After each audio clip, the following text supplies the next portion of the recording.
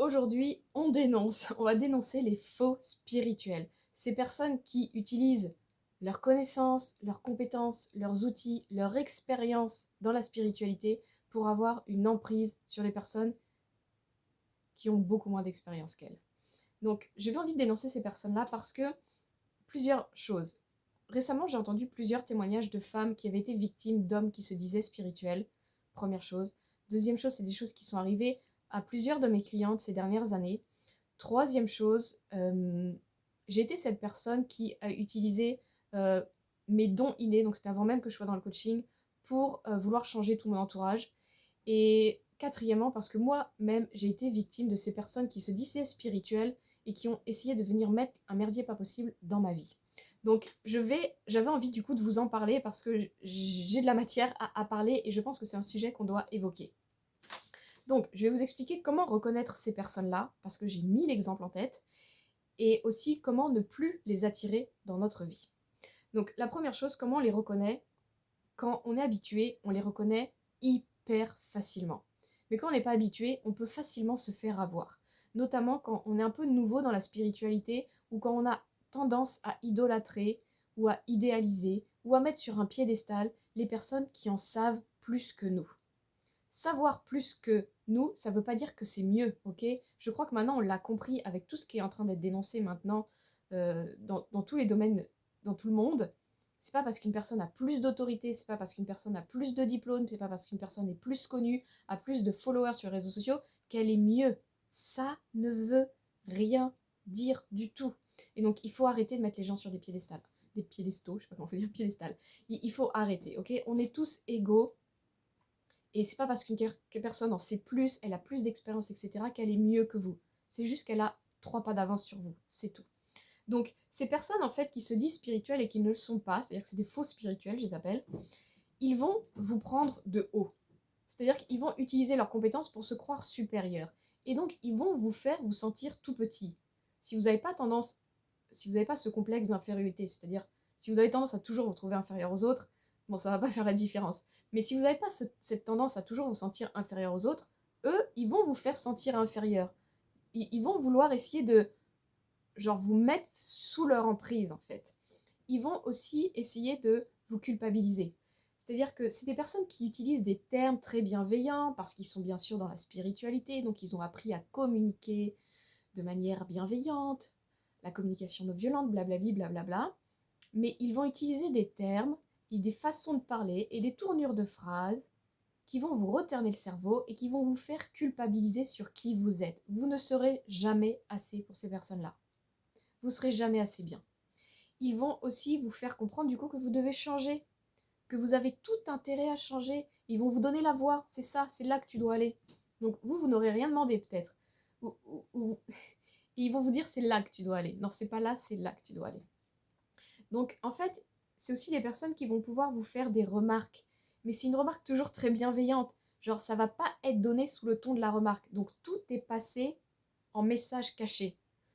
De face, c'est une personne spirituelle, peut-être avec des habits, une tenue, peut-être chez lui ou chez elle. Tout est spirituel, il y a de l'encens, il y a machin, il y a le signe du yin et du yang, il est habillé avec des dreads ou je sais pas quoi. Vous voyez, ça peut... il peut être dans la spiritualité d'apparence, mais dans son comportement, dans son attitude, il va vous parler avec bienveillance, mais tout dans les messages cachés prouve à quel point il a absolument rien guéri, prouve à quel point il essaye de vous faire passer des messages, il essaye de vous changer, il essaye de vous culpabiliser, il essaye de vous avoir sous leur emprise, ok? Donc c'est comme ça que vous allez les reconnaître. C'est qu'il y a un décalage entre ce qu'ils disent et ce qu'ils font, entre ce qu'ils sont et ce qu'ils disent, entre ce qu'ils montrent et ce qui se passe réellement dans leur vie. Vous voyez, vous allez trouver des décalages comme ça. Donc, il faut être capable de les identifier. Donc, affûtez votre intuition et votre discernement. Mais tout le monde en est capable, bien évidemment, à partir du moment où on se dit j'ai le pouvoir de voir tout ça. Je suis capable de l'identifier. Je n'ai pas besoin qu'on me dise si telle ou telle personne elle est bien ou pas. C'est moi qui suis capable de le trouver par moi-même. Si vous reprenez votre pouvoir de cette manière, vous serez capable d'identifier les personnes qui sont bonnes pour vous et celles qui ne le sont pas. J'ai envie de vous parler juste d'une personne que j'ai commencé à suivre en 2020 par là. C'était au moment du Covid. Tout le monde parlait sur les réseaux sociaux, toutes ces personnes dans la spiritualité. Il y avait tous ceux ou pas, tous ceux qui disaient il faut se vacciner, et il y avait tous ceux qui disaient il faut pas se vacciner. Et il y en a une que j'ai trouvée. Une qui fait une vidéo et qui explique il n'y a pas de bonne raison. Écoutez-vous. Pour certaines personnes, la bonne solution, ce sera de vous vacciner. Pour d'autres, ce ne sera pas de se vacciner. Écoutez-vous. Pour d'autres, vous avez tellement peur du virus que vous avez tout intérêt à vous vacciner, au moins vous serez la paix et vous arrêtez de stresser et de paniquer, etc. Pour d'autres, c'est pas du tout aligné de prendre ce vaccin. Vous le sentez à l'intérieur de vous que c'est pas bon, machin, machin. Ne le faites pas. Et là, j'ai dit ça, cette personne, c'est quelqu'un de bien. Parce qu'elle permet aux gens de reprendre leur pouvoir. Et je la suis toujours aujourd'hui, cette personne. Donc vous voyez, il y a des personnes qui vous aident à reprendre votre pouvoir. Il y en a d'autres qui vont vous forcer à prendre une voie. Celles qui vous aident à reprendre votre pouvoir, ça, ce sont véritablement des personnes spirituelles. Deuxième chose, j'ai envie de vous parler particulièrement des hommes spirituels quand on est une femme spirituelle. Donc je ne parle pas des hommes spirituels, tous les hommes, je parle des faux spirituels. On est bien d'accord, je ne mets pas tout le monde dans le même panier. Les faux hommes spirituels, c'est pas des faux hommes, c'est des hommes faux spirituels, ils vont utiliser en fait leur spiritualité, leurs compétences, leur expérience pour vous mettre dans leur lit. Donc je parle de cela. Il y a plein de témoignages qui sont sortis de femmes qui ont vécu des choses horribles à Bali ou je ne sais quoi, en retraite là-bas, ou dans d'autres zones du monde, des retraites toujours, souvent où il y a du tantra, des choses comme ça, ok? Où l'homme va utiliser la spiritualité pour avoir des rapports intimes avec des femmes, en expliquant que son énergie est tellement bonne que ça va avoir un impact sur l'énergie de la femme, ça va la transformer, elle va devenir Isis, déesse sur Terre, machin. Et donc là, vous êtes comme ça, et vous dites, waouh, je vis une expérience incroyable. Et juste, on est en train de faire n'importe quoi de vous. Donc, il faut véritablement avoir du discernement là-dessus. Il y a plein de femmes qui ont témoigné, maintenant c'est bon. C'est des exemples qu'il ne faut pas suivre. Elles sont là pour ça. On n'est pas obligé d'aller revivre la même chose, nous aussi. La deuxième chose, c'est des hommes qui vont pas forcément dans le but de vous mettre dans leur lit et d'avoir plein de femmes comme ça à profiter d'elles, etc. Mais des hommes qui vont utiliser la spiritualité pour avoir une femme spirituelle. Mais pourtant, ils sont dans la spiritualité, mais ils n'ont absolument pas fait suffisamment de travail. C'est-à-dire que c'est des hommes qui sont encore dans leur ego, encore dans leurs blessures, encore du mal à trouver leur positionnement dans la polarité masculine. Et ils sont encore en découverte d'eux-mêmes. Mais pourtant, ils ont plein de connaissances. Ils ont fait des stages, des retraites, je ne sais quoi, des formations. Et donc, ils savent plein de choses. Et ils vont utiliser tout ça, et le style de vie qu'ils se sont donné, l'image qu'ils se sont créée, pour avoir auprès d'eux une femme aussi dans la spiritualité. Et comme ça, ils vont compléter leur tableau magnifique qu'ils sont en train de créer. Le problème, c'est que ces hommes qui n'ont pas suffisamment travaillé sur eux vont avoir une emprise sur la femme avec qui ils sont. Ils vont se prendre supérieurs, ils vont dire « Viens ma petite chérie, je vais te guider vers la bonne voie ». Et ils vont faire comme n'importe quelle personne qui veut avoir une emprise. Il va faire ce qu'il veut de vous, il va vous dire « T'es pas assez », il va vous demander de changer pour que vous soyez à l'image de la femme que lui, il veut avoir pour parfaire le magnifique tableau qu'il est en train de créer de sa vie. Et donc il va essayer de vous changer, mais pas pour vous, pas pour votre bien-être, pas pour que vous soyez heureuse, pour que lui soit heureux. Et donc c'est là où c'est très mauvais. C'est qu'il va vous changer pour que vous lui correspondiez lui. Ce qui fait que lui, il va arrêter de se remettre en question, il va arrêter de travailler sur lui. C'est bon, lui, il en connaît déjà assez, il connaît plein de termes, plein de trucs, plein de protocoles énergétiques, machin. Il s'est créé une vie comme ça, mais il arrête de se remettre en question. Et il va faire changer la femme pour qu'elle devienne à son image. Et il va la faire bosser et dur, parce qu'en tant que femme, souvent, on a cette volonté, on veut véritablement travailler sur nous, on veut prendre les responsabilités de notre transformation, et donc on va écouter tout ça et on va changer sans remettre en question ce qu'il va dire. Il y a une femme qui a témoigné, qui a été victime de ça, et qui raconte à quel point l'homme avait totalement une emprise, et elle s'en rendait pas compte, parce que c'est un homme hyper connu dans le développement personnel et la spiritualité. Il avait, comme je vous dis, créé une image autour de lui, de chaman, etc. Il faisait plein de trucs extraordinaires, énergétiques, tout ça, tout ça. Et donc elle ne se rendait pas compte à quel point il lui faisait faire n'importe quoi, et il essayait de la changer, et elle était jamais assez, toujours pas assez féminine, pas assez ceci, pas assez cela. Et elle n'en pouvait plus, et au bout d'un moment, elle a fini par ouvrir les yeux et se dire « mais c'est n'importe quoi !» Et elle est partie de tout ça. Donc, ne vous laissez pas berner par les hommes spirituels. Le problème des hommes spirituels aujourd'hui, et là je parle de tous, c'est qu'il n'y en a pas beaucoup. C'est vraiment un élan féminin, le développement personnel et la spiritualité. Donc, il y a beaucoup plus de femmes qui sont dans ce mouvement-là que d'hommes. Ce qui fait que les hommes, sont rares. Tout ce qui est rare est précieux. Donc quand on est une femme et qu'on se lance dans ce cheminement-là, si encore plus on est célibataire, on rêve de trouver le partenaire idéal qui lui aussi sera dans la spiritualité. Or, ils sont pas beaucoup. Donc si on est choisi, mais genre, on le met trop sur un piédestal, et on dit waouh, j'ai été l'élu, je suis choisi, véritablement, c'est extraordinaire, etc. Et donc, on va leur mettre beaucoup plus de valeur qu'ils n'ont finalement.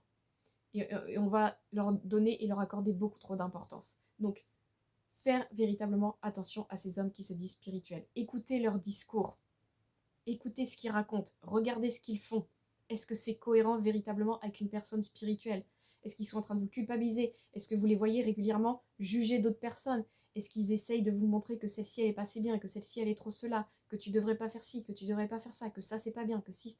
S'ils sont sans arrêt comme ça, c'est pas des hommes spirituels, ok? Il utilise sa spiritualité pour essayer de vous transformer, vous changer, donner des leçons à tout le monde, etc. Troisième point, c'est que, là j'ai parlé des hommes spirituels, maintenant je vais parler des personnes qui sont davantage dans votre entourage. Donc c'est pas des professionnels auxquels vous allez faire appel, mais des gens qui vivent dans votre vie. Ça peut être un partenaire, ça peut être des gens dans votre famille, ça peut être au travail, une collègue, ça peut être une amie, des personnes qui sont dans le développement personnel, qui sont dans la spiritualité, qui sont assez forts pour lire les gens. Donc là tout à l'heure je vous disais en début de vidéo que j'ai été ce genre de personne.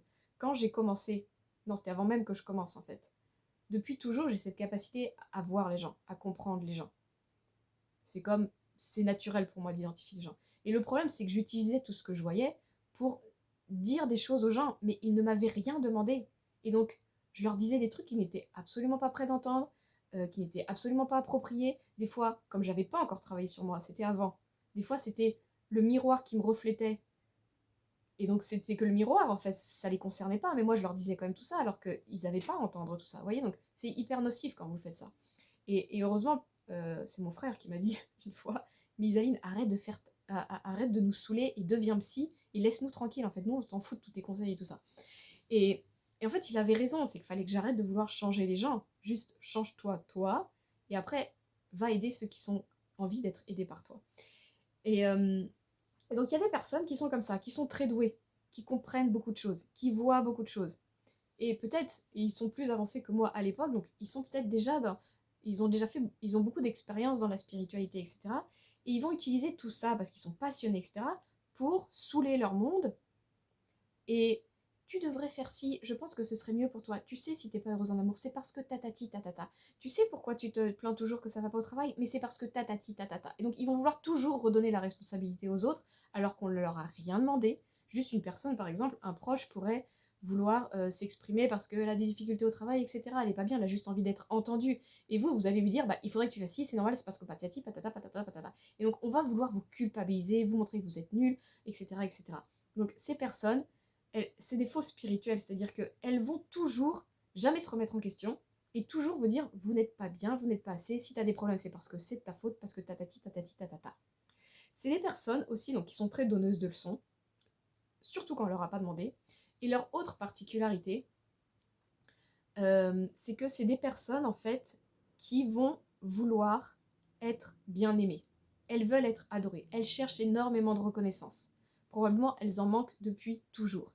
Et elles ont peut-être c'est peut-être leur métier d'être thérapeute ou je ne sais quoi. C'est-à-dire qu'elles ont peut-être une reconnaissance dans leur monde, dans leur vie professionnelle, mais dans leur vie peut-être familiale ou dans leur vie personnelle, elles n'ont pas cette reconnaissance qu'elles voudraient avoir en tant que coach. Et elles veulent absolument l'avoir. Et donc du coup, elles vont chercher à avoir d'être aimées comme ça. Et donc elles vont vouloir être aimées par les gens. Donc elles vont être très bienveillantes, elles vont être très à l'écoute des gens. Et elles vont récupérer plein de secrets. Elles vont aller les divulguer à d'autres en expliquant que patati, que patata. Elles vont vouloir faire les entremetteuses. Elles vont faire un merdier pas possible dans vos vies. Parce que tout le monde se confie à elles, parce qu'elles ont des coudes faciles, parce qu'elles comprennent énormément de choses et elles vont les divulguer ça à tout le monde. Elles vont dire le problème de elle c'est ça, le problème de lui c'est ça. Et elles viennent créer une cacophonie pas possible. Elles peuvent détruire des couples. Elles peuvent détruire des familles. Elles peuvent faire des choses horrible. Ces personnes-là, quand on les identifie, il faut juste s'éloigner d'elles. Il faut juste ne pas les écouter. Parce que quand on arrête de les écouter, elles ne se sentent plus reconnues et donc du coup, elles arrêtent de vous parler. Parce que vous ne lui donnez pas de valeur. Mais étant donné que souvent elles ont une notoriété dans le sens où elles sont connues pour être bonnes là-dedans, les gens vont les écouter. Parce que dans la famille, dans le cercle d'amis, c'est celle qui est connue pour être bonne là-dedans. Donc du coup, on a tendance à l'écouter et on lui donne de la valeur. Et donc du coup, là, elle va pouvoir s'exprimer et elle va en dire beaucoup trop. Et elle va faire du mal à son entourage. Mais si on arrête de l'écouter, si on lui donne plus cette reconnaissance, alors là, juste, on arrête le processus. Et elle peut plus faire du mal autour d'elle. Donc, c'est juste d'être capable d'identifier ce genre de personne, ou peut-être vous vous confiez à elle, alors que c'est hyper nocif, parce qu'elle va aller le répéter, parce qu'elle va avoir ensuite une emprise sur vous. Ou c'est une personne qui va vous donner des leçons, encore une fois, alors que vous n'avez rien demandé. C'est une personne aussi qui ne va jamais vouloir se remettre en question, parce que c'est elle qui sait. Elle sait mieux que les autres. Elle a travaillé sur elle, etc. Et donc du coup, par exemple, si un jour vous voulez discuter avec elle parce que vous avez comme un malentendu entre vous, elle va vous prendre de haut comme ça et elle va vous expliquer qu'est-ce que cela vient dire de toi si tu penses ça de moi. Je ne suis que ton miroir. Alors, que vois-tu en toi? Vous voyez, elle va vous prendre de haut tout ce que vous auriez envie de peut-être discuter avec elle qui ne vous convient pas, peut-être dans votre relation, vous auriez peut-être une remarque à lui faire. Elle ne va, elle va faire écran, elle va faire miroir, elle va dire reprends ton truc, moi je n'en veux pas. Alors, il ne faut pas toujours prendre les remarques des autres personnellement, bien évidemment, mais quand quelqu'un veut échanger avec vous, si vous êtes toujours à ne jamais vouloir écouter l'autre, notamment par exemple dans votre relation, si vous dites à chaque fois ça ne me concerne pas, débrouille-toi tout seul, ça vient faire miroir, c'est pas mes problèmes. Si vous ne vous remettez jamais en question, c'est hyper mauvais en fait. C'est toujours l'autre le problème, ce n'est jamais vous. Or, vous savez bien, c'est toujours un peu les deux finalement. Donc, ces personnes-là, ces faux spirituels, ce sera jamais leur faute. Ce sera jamais à elles de se remettre en question. Tout ce que vous pourriez leur reprocher, ce n'est pas vrai. Elles ne sont qu'un miroir pour vous. Et donc, ça, il faut véritablement comprendre que, oui, potentiellement, c'est un miroir, mais si cette personne ne veut jamais se remettre en question, arrêtez de traîner avec elle. En fait, cette personne ne voudra jamais changer, pensera toujours qu'elle a raison. Vous n'avez rien à faire avec cette personne. Donc voilà la grande problématique des faux spirituels. Ils ne veulent pas changer, ils veulent que vous changiez. Et ils veulent profiter de vous. Et ils veulent que vous les admiriez, au passage. Dernier point que je voudrais vous parler dans cette vidéo, c'est comment faire en sorte de ne plus attirer ce genre de personnes. Il y a deux choses. La première chose, c'est arrêter de vous intéresser aux gens spirituels. C'est-à-dire que probablement, si vous les attirez, ces personnes-là, c'est que vous avez tendance à mettre sur un piédestal les personnes qui en savent plus que vous. C'est que vous rêveriez peut-être de vivre avec un homme spirituel. Et donc vous allez attirer, parce que vous n'êtes pas encore suffisamment spirituel, ou c'est pas encore le moment pour vous de rencontrer quelqu'un de spirituel, ou vous auriez tout intérêt à être avec quelqu'un de pas spirituel, vous allez attirer les mauvaises personnes. Donc arrêtez de mettre le focus sur les gens spirituels, de les mettre sur un piédestal, etc. À la place d'aller chercher des hommes ou des personnes dans votre entourage qui sont spirituels, allez chercher plutôt des qualités humaines. On s'en fout qu'ils soient spirituels ou non. J'ai beaucoup de femmes que j'accompagne qui changent complètement leur relation amicale parce que les personnes avec qui elles sont, ça résonne plus du tout. Et donc elles disent, je rêverais de rencontrer des personnes qui, comme moi, sont spirituelles, etc. Mais c'est pas des personnes spirituelles, parce que comme je vous dis, la moitié des gens spirituels n'incarnent pas leur spiritualité. Donc le terme spirituel, c'est pas ça qu'il faut que vous alliez chercher. C'est quelle valeur humaine je veux chez mes proches, chez les personnes que je côtoie, chez mes amis. Est-ce que c'est de la gentillesse? Est-ce que c'est une capacité d'écoute? Est-ce que c'est d'être fan de la nature? Est-ce que c'est la marche? Est-ce que, vous voyez, allez chercher les qualités ou les choses que vous aimez en commun et vous allez vous rejoindre là-dessus, mais qu'ils soient spirituels ou pas, on s'en fout en réalité. Allez chercher plutôt des personnes qui aiment se remettre en question, mais sans toujours se culpabiliser. Des personnes qui aiment progresser, des personnes qui croient qu'on peut tous s'améliorer, des personnes qui croient que tout est possible dans la vie. Vous voyez, allez chercher des gens avec cet état d'esprit-là éventuellement, mais n'allez pas chercher des personnes spirituelles. Parce que des personnes spirituelles, c'est probablement des personnes perchées parfois, c'est des personnes qui n'arrivent pas à incarner cette spiritualité, c'est des personnes qui sont coincées dans leur mental et leurs connaissances, vous voyez? Pas toutes, bien évidemment.